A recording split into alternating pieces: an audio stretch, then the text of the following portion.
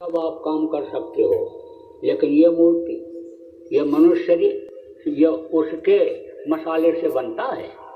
ये मसाला यानी जो आप इसमें लगाते हो, सीमेंट और ये बालू और मोरंग और क्या क्या ये जो में लगाते हो, ये तो यानी समझ लो कि आप इसका इंतजाम कर सकते हो।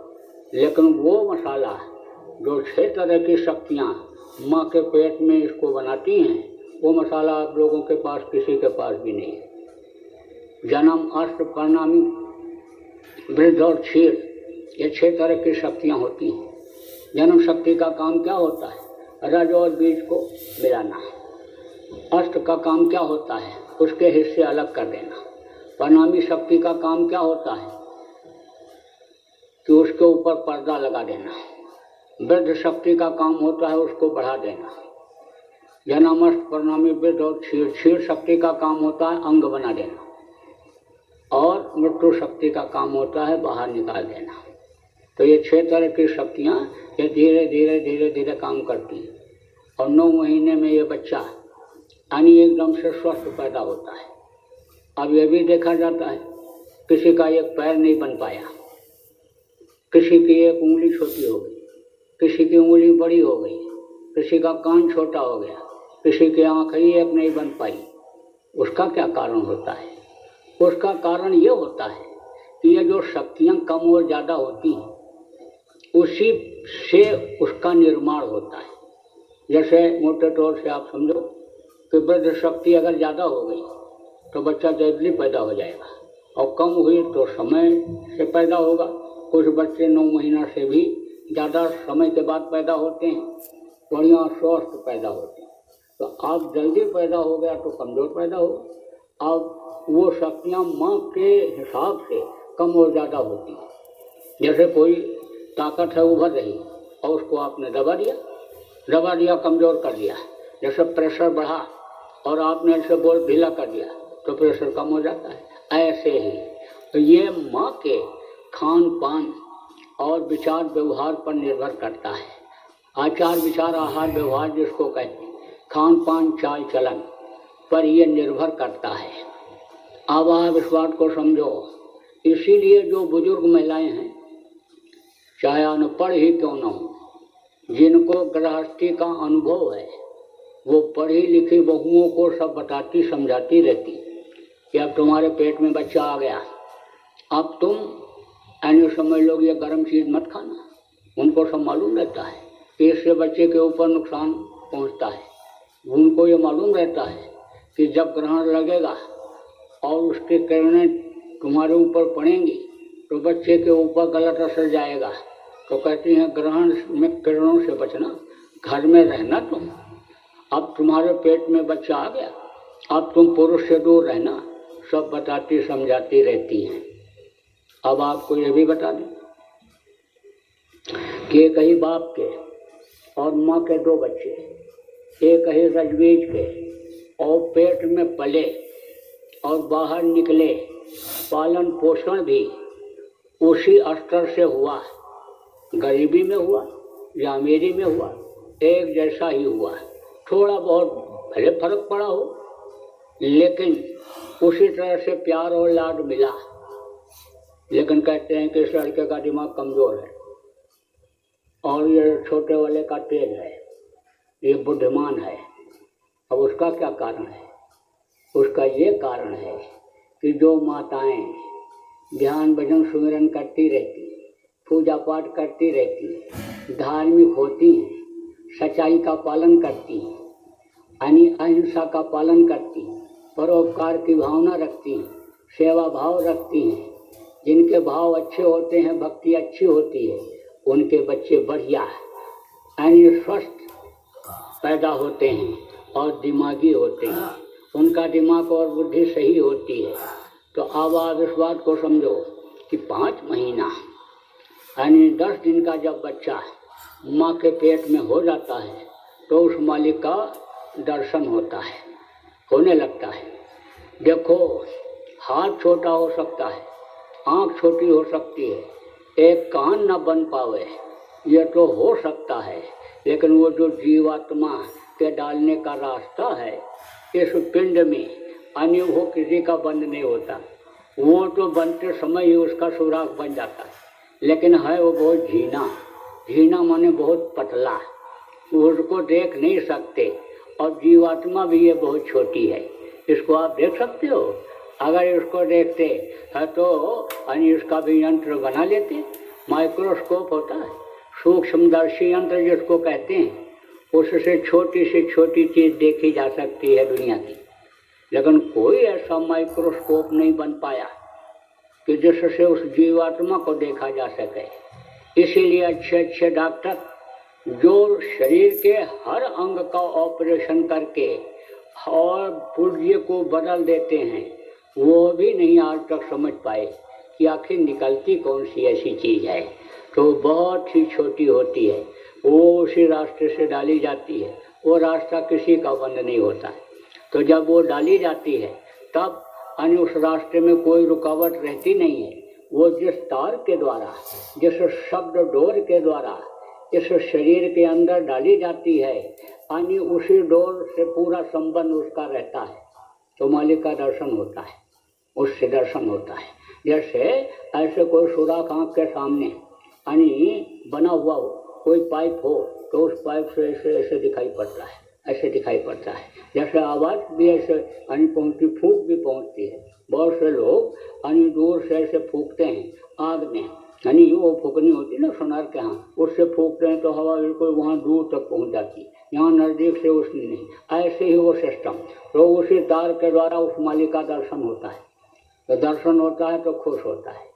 लेकिन माँ के पेट में पहले जन्म की भी आनी चीज़ें वो सब याद आती हैं और दिखाई पड़ती हैं, क्योंकि किस जन्म में क्या थे इसका यानी आपको नहीं पता है। आप समझो कोटि जन्म जब भटका खाया और तब यह नर्तन दुर्लभ पाया, करोड़ों जन्मों में भटकने के बाद तब यह मनुष्य शरीर मिला है। इस चीज़ का ज्ञान आप बहुत से लोगों को नहीं है। तो अब आप ये समझो कि पिछले जन्म में क्या थे ये आपको नहीं मालूम है। वो जो देखने वाली दृष्टि थी, देखने वाला रास्ता था अंदर का, वो बंद हो गया। यह वही रास्ता है जिसके लिए अनिल कृष्ण ने कहा था अर्जुन से कि अब बैठो, मैं तुमको दिखाता हूँ, पहचान कराता हूँ। यह कब की बात है? जब महाभारत शुरू होने को हुआ तो कृष्ण भगवान ने कहा उठाओ गांडीव, चलो मैदान में अर्जुन। उन्होंने कहा मैं नहीं जाऊँगा, यहाँ पर सब मेरे काका चाचा नाना मामा अन्य खड़े हुए हैं, इनको मार करके मैं अधोगति प्राप्त नहीं करूँगा। साथ तो रहते थे, लेकिन कृष्ण कैसे थे? वो हमारे आप जैसे ही मनुष्य शरीर में थे, इसी तरह से भोजन खाते थे, इसी तरह से तन को ढकते थे, इसी तरह की उनकी बोली बानी थी।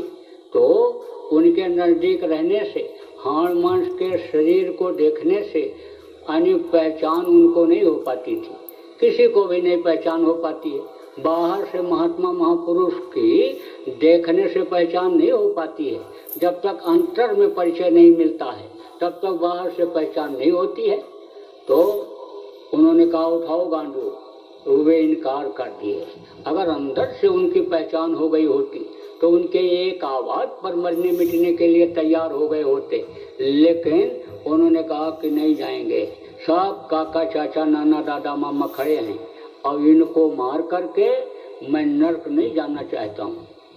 तब कृष्ण ने कहा कि परिवर्तन का अर्जुन समय आ गया, भारी परिवर्तन होगा, द्वापर जाएगा, कलयुग आएगा और धर्म की स्थापना होगी, दुराचारियों का संहार होगा। ये वक्त का परिवर्तन का समय है, तो अर्जुन चूको नहीं। उन्होंने हाथ जोड़ दिया, कहा महाराज ये न कहो। तब उन्होंने गुस्से में कहा बैठ, अब मैं तुझको दिखाता हूँ कि मैं कौन हूँ।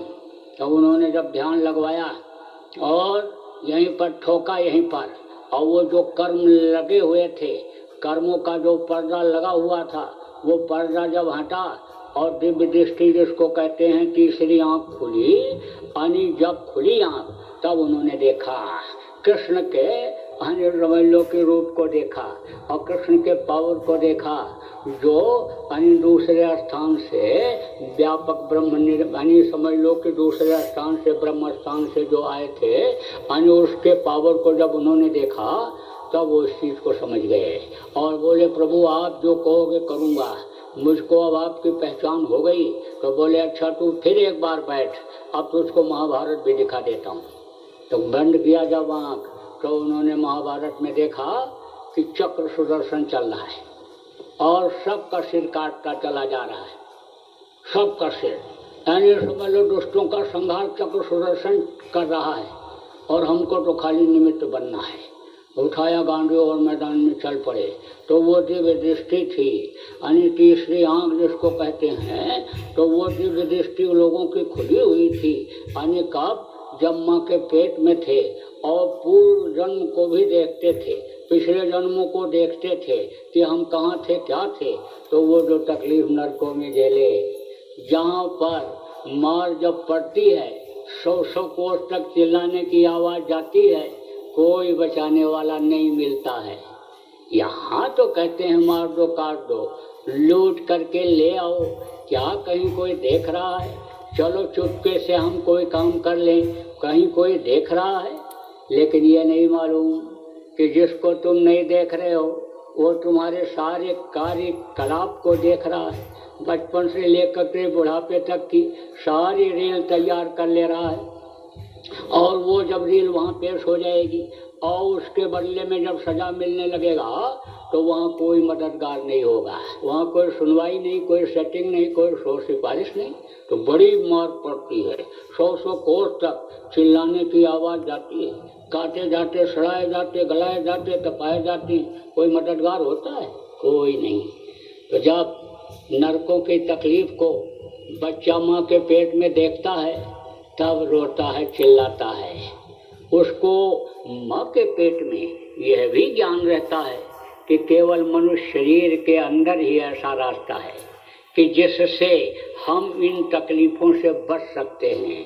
गोस्वामी जी ने कहा साधन धाम मोक्ष का द्वारा, साधना का घर है, मोक्ष का दरवाजा है ये। उसको यही मालूम होता है, बच्चे को ये भी ज्ञान रहता है कि भाई जो 17 तत्वों के लिंग शरीर में देवता होते हैं उनके अंदर ऐसा रास्ता नहीं है 17 तत्वों के लिंग शरीर में, लेकिन 5 तत्वों के जल, पृथ्वी, अग्नि, वायु और आकाश से जो ये निर्मित शरीर है इसमें वो रास्ता है। तो बार बार प्रार्थना करता है मनुष्य शरीर दीजिए, मनुष्य शरीर दीजिए, बाहर निकालिए, बाहर निकालिए, हम समर्थ गुरु की तलाश करेंगे। यह भी मालूम होता है माँ के पेट में कि समर्थ गुरु के द्वारा ही यानी हमको रास्ता मिल सकता है, समर्थ गुरु ही हमारी मदद कर सकते हैं, यानी दुनिया में भी मदद कर सकते हैं, दुनिया बनाने में ही मदद कर सकते हैं और अंतर साधना में भी मदद कर सकते हैं।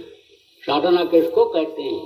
साधना, चेतन से चेतन को साध लेना, साधना। सर कहते हैं ना, बैल को साध लिया, यह हमने सेट कर लिया यानी ऐसा साध लिया। ऐसे ही यह शरीर चेतन है और वो मालिक चेतन है, तो चेतन को चेतन से साध लो तो होती है साधना। तो कहते हैं मनुष्य शरीर के साधना से ही यानी वो सध सकता है, वो मालिक मिल सकता है। जैसे साधन बनाते हैं कहीं आने जाने का, जैसे कारण बनाते हैं किसी काम के करने का, उपकरण इकट्ठा करते हैं यानी कोई चीज़ बनाने का, यानी समझ लो वसूली और समझ लो रुखानी और चीज़ों को करके और किसी चीज़ को बनाते हैं, ऐसे ही मालिक को साधने का यानी ये जो उपाय है ये केवल संतों के पास ही है, उनके द्वारा ही इस जीवात्मा का कल्याण हो सकता है। इसलिए बार बार प्रार्थना करता है अब प्रभु कृपा करो यही भांति और सब तजी भजन करो दिन राती। या प्रभु अब मालिक बाहर निकालो, बाहर निकालो। लेकिन बाहर निकलने के बाद भूमि भरा भा ढाबर पानी और जिम जीव है माया लिपटन। यह काल और माया का देश है, काल और माया का है। अब आप जो बहुत यानी आप ये समझो जो पहली बार यहाँ पर आए हो वो इन बहुत सी चीज़ों को नहीं समझ पाओगे। जब बार बार आप सत्संग सुनोगे तब आपके समझ में ही आएगा कि सृष्टि की रचना हुई कैसे और काल कौन है और माया कौन है। लेकिन मोटी बात आपको ये बता देता हूँ, काल उनको कहते हैं कि जो पल भर में, पल किसको कहते हैं, समय के सबसे छोटे माप को पल कहते हैं। तो जो पल भर में इस सृष्टि को बना दें और पल भर में खत्म कर दें, वो होते हैं काल। और माया किसको कहते हैं, जहाँ तक का अनीय पसारा है इसमें सब में माया का असर है। गो गोचर जहाँ मन लग जाई और सो सब माया जानो भाई। जहाँ तक मन दौड़ता है वहाँ तक माया का पसारा है। अब काल और ये माया दोनों ये नहीं चाहते हैं कि ये जीवात्मा अपने घर अपने मालिक के पास जाने पाऊँ, तो वो बराबर बाधा डालती रहती है बराबर। तो माया का पर्दा जैसे जीव पैदा होता है, बच्चा पैदा होता है, तो इससे पड़ जाता है, तभी तो चिल्लाता है। इतना तेज चिल्लाता है बच्चा कि औकात से तेज। बोलता कहाँ कहाँ कहाँ कहाँ कहाँ पहुँच गए।